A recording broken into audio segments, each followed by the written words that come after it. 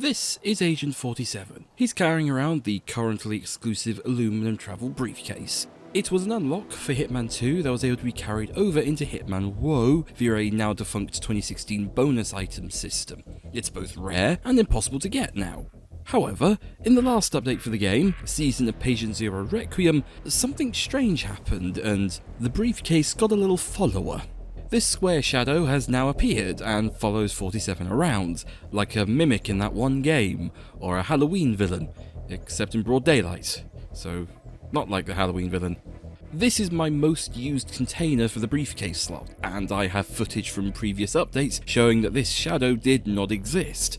Something was added to make this shadow appear in the most recent update, and I was right, something was added, and 5 other things too, but we're getting ahead of ourselves.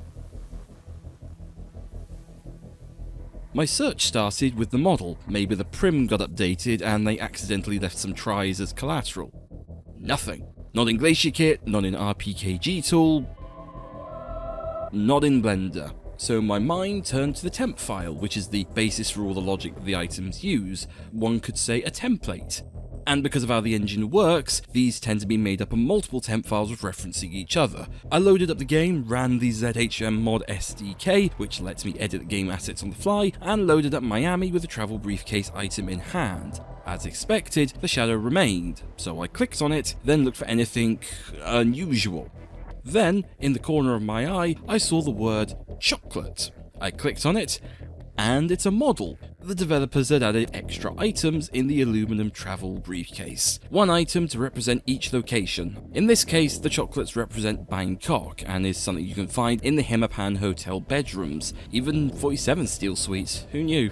With this revelation, it was just a matter of finding the right item. The item causing the issue was Corruption Poster A, representing 47's time in Marrakesh. Obviously, this is what's known in the business as unintended behaviour, so I disabled Cast Shadows, which, interestingly, all the items had enabled, so I disabled shadows on those as well, and the box was no more. So it doesn't take a genius to work out why this item was edited and why these props were added, because this item is probably going to get re-released soon, freed from its jail of exclusivity. There is no reason to edit this item so long later without some kind of future plan. The item art temp file, which has various briefcase related code for each briefcase, and that was very badly worded, I'm aware, has actually been edited recently. It appears in Chunk 0 Patch 4, the latest of the patch files used by the game's file system. This is where the video was going to end. It was going to be a funny little detail about how Hitman does briefcases. But I went down a bit of a rabbit hole. For a John Lark, I loaded up some Miami with the Bertie Basic Mark III briefcase, did a frisk at the entrance, and...